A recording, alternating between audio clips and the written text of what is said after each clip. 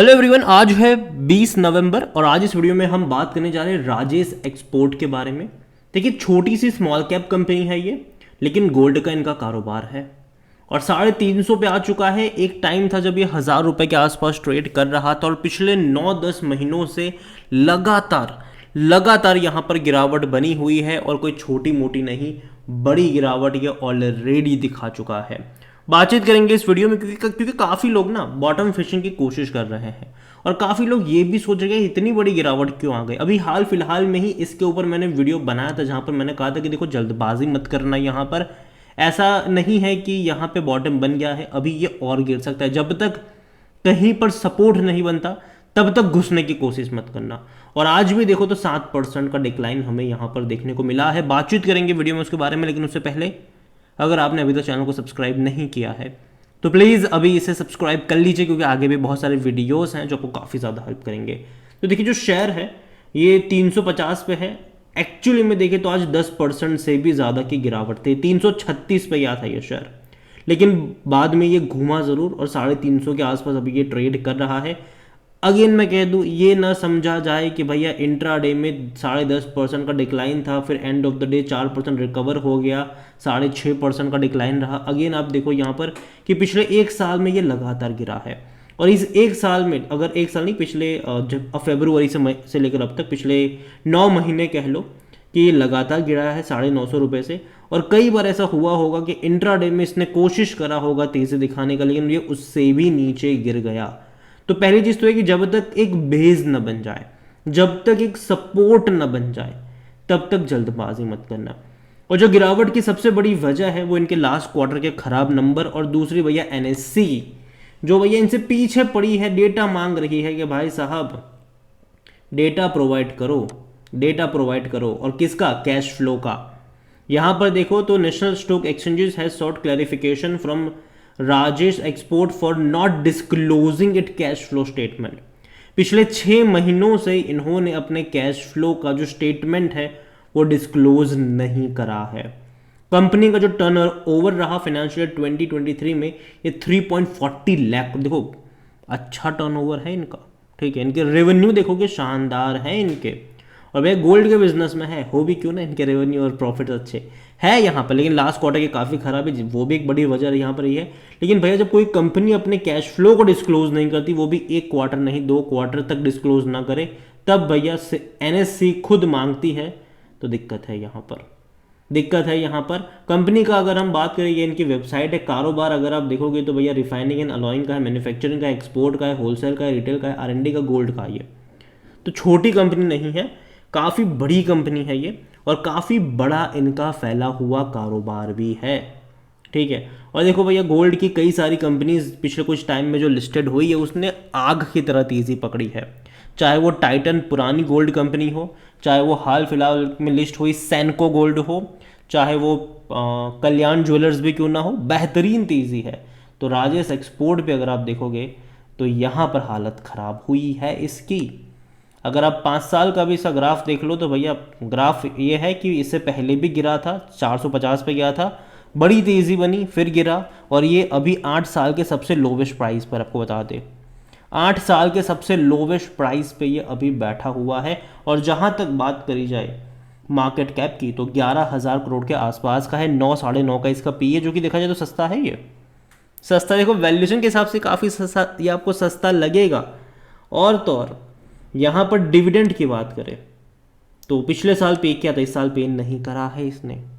ये एक नेगेटिव चीज़ है, जनरली सितंबर में ये पे कर देता है, या फिर कह लो कि शायद दिसंबर में पे कर दे, क्योंकि 2021 और 20 में इसने दिसंबर में ही पे किया था।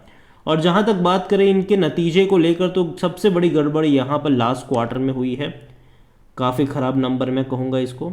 अब देखिए, मार्च में 1,15,000 करोड़ से भी ज़्यादा का रेवेन्यू था, घट के 85 हुआ, घट के 38 हुआ, तो ये बहुत कम है ये। सेम चीज़ प्रॉफिट, जो 300-400 करोड़ का क्वार्टरली प्रॉफिट था वो 45 करोड़ में सिमट गया। तो लास्ट क्वार्टर के नंबर बहुत ख़राब रहे। मार्जिन देखा जाए तो वो उससे भी ज़्यादा ख़राब है भाई साहब। 38,000 करोड़ का रेवेन्यू करने वाली कंपनी 45 करोड़ का ही प्रॉफिट कर पा रही है, मतलब मार्जिन बहुत थिन है इनके, बहुत थिन मार्जिन है इनके, बहुत बहुत बहुत कम मार्जिन में कहूँगा इसको। अभी देखेंगे कि क्या होगा, लेकिन हाँ इससे पहले भी पिछले साल एक क्वार्टर ऐसा रहा था जब इनके रेवेन्यू जो थे वो तकरीबन 45 से 40 हज़ार करोड़ हुआ करते थे। बाद में अगले ही क्वार्टर में तेज़ी दिखाई। तो मैं उम्मीद करता हूँ कि अगले दिसंबर क्वार्टर में एक बड़ी तेज़ी हम यहाँ पर देखें। अगर दिखा देगा तो बहुत अच्छी बात होगी, अगर नहीं दिखाएगा, अगर वापस से बहुत डिक्लाइन आया तो ये जो 350 का है ना उसको 200 पर आने में टाइम नहीं लगेगा। अगर दिसंबर के नंबर इससे भी कम आ गए तो, इससे भी कम आ गए तो, लेकिन अगर दिसंबर क्वार्टर के नंबर अच्छे आ गए तो यही 350 के लेवल को 500 तक जाने में भी टाइम नहीं लगेगा। ये दोनों तरफ पॉसिबिलिटीज़ है, ठीक है, दोनों तरफ पॉसिबिलिटीज़ है। और जहाँ तक बात करें इनके कंपनी को लेकर, तो यहाँ पर सबसे बड़ी बात यही है कि कंपनी ने लास्ट दो क्वार्टर से अपना कैश फ्लो वगैरह नहीं दिखाया है।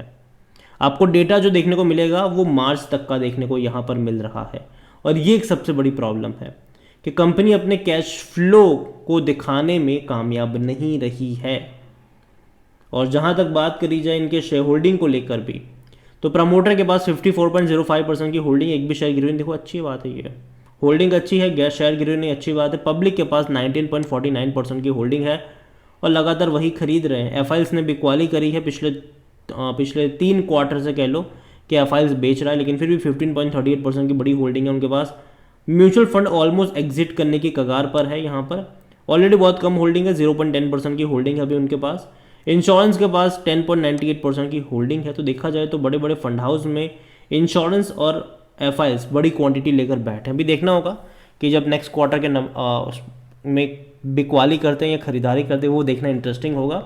देखिए ओवरऑल ना इस कंपनी को लेकर मैं कहूँ तो देखो आज 10% की गिरावट थी, लेकिन बाद में रिकवर कराई है शेयर, और जो गिरावट थी वो 10% से होकर 6.5% की रही। पिछले 6 महीनों में 7 महीनों में ऐसा कई बार हुआ होगा कि इसने तेज़ी दिखाने की कोशिश की लेकिन फिर भी गिर गया। लेकिन अगर आप देखोगे तो कहीं पर भी एक सपोर्ट लेवल नहीं बना है। तो मैं अभी के लिए इतना ही कहूँगा कि अगर आपके पास है, आपकी बाइंग बहुत हाई लेवल की है, तो बने रहिए, इंतज़ार करिए। अगर शेयर में तेज़ी आती है तो निकलने का, पैनिक में आकर बेचने की ज़रूरत नहीं। लेकिन हाँ, जहाँ तक बात आती है फ्रेश बाइंग की, मैं अगेन कहूँगा दूर बैठो तमाशा देखो। अभी कुछ दिन पहले मैंने वीडियो बनाया था, तब भी मैंने एक चीज़ कहा था, मत खरीदना, दूर बैठो तमाशा देखो। कब तक? जब तक यहाँ पर एक अच्छे लेवल पर बेस नहीं बन जाता है, कुछ टाइम के लिए किसी एक लेवल पर ये अटकता नहीं है, तब तक मैं कहूँगा कि जल्दबाजी यहाँ पर मत करना। रिस्क इन्वेस्टमेंट है ज़रूर, लेकिन एक बेस बनना ज़रूरी है, एक सपोर्ट बनना यहाँ पर ज़रूरी है। और दूसरी बात यहाँ पर यह है कि भाई साहब नंबर्स काफ़ी ख़राब थे लास्ट क्वार्टर के, दिसंबर के नंबर से काफ़ी ज़्यादा उम्मीद मैं लगाए बैठा हूँ कि अगर अच्छे आएंगे तो बहुत अच्छी बात होगी। और दूसरी बात भाई जो कैश फ्लो अभी तक ये नहीं दिखा रहे हैं, एनएससी ने डेट इनसे मांगा भी है, अगर ये दे देते हैं तो भी एक अच्छी बात होगी, इनके लिए पॉजिटिव चीज़ होगी, तो भी थोड़ा बहुत भरोसा बीच में हम कर सकते हैं इसके ऊपर। तो अभी के लिए Rajesh export wait and watch की ही मैं बात करूँगा। रिस्की यहाँ पर ज़रूर है ये, तो वेट एंड वॉच करो, बहुत ज़्यादा जल्दबाजी करने की मेरे हिसाब से ज़रूरत नहीं है, ये मेरा मानना है, बाकी मर्जी आपकी है। इसके अलावा एनालिसिस के लिए जिस पोर्टल का मैं इस्तेमाल कर रहा हूँ, ट्रेड ब्रेन्स, अगर आप भी इसको यूज़ करना चाहते हो तो लिंक मैं आपको डिस्क्रिप्शन में दे दूंगा। और अगर आप मेरा कूपन कोड HSA20 का इस्तेमाल करोगे तो आपको 20% का डिस्काउंट भी मिल जाएगा। कई सारे बेहतरीन फीचर्स हैं यहाँ पर, जिनमें से एक है कि जो बड़े बड़े इन्वेस्टर्स हैं वो क्या खरीद रहे हैं, उनका पूरा पोर्टफोलियो आपको यहाँ पर मिल जाएगा, वो भी क्वार्टर ऑन क्वार्टर अपडेट के साथ। इनके पोर्टफोलियो में आपको स्मॉल कैप, मिड कैप और पेनी स्टॉक भर भर के मिलेंगे। तो देर किस बात की है, लिंक डिस्क्रिप्शन में है, कूपन कोड का फायदा उठाना भूलिएगा नहीं। वीडियो को यहीं पे एंड करूंगा, पसंद आया हो तो लाइक करें, शेयर करें, चैनल पर अगर पहली बार हैं तो प्लीज़ सब्सक्राइब करें। और राजेश एक्सपोर्ट लिमिटेड के बारे में आप क्या सोचते हैं वो भी आप मुझे कमेंट में लिख के बता सकते हैं। Thank you.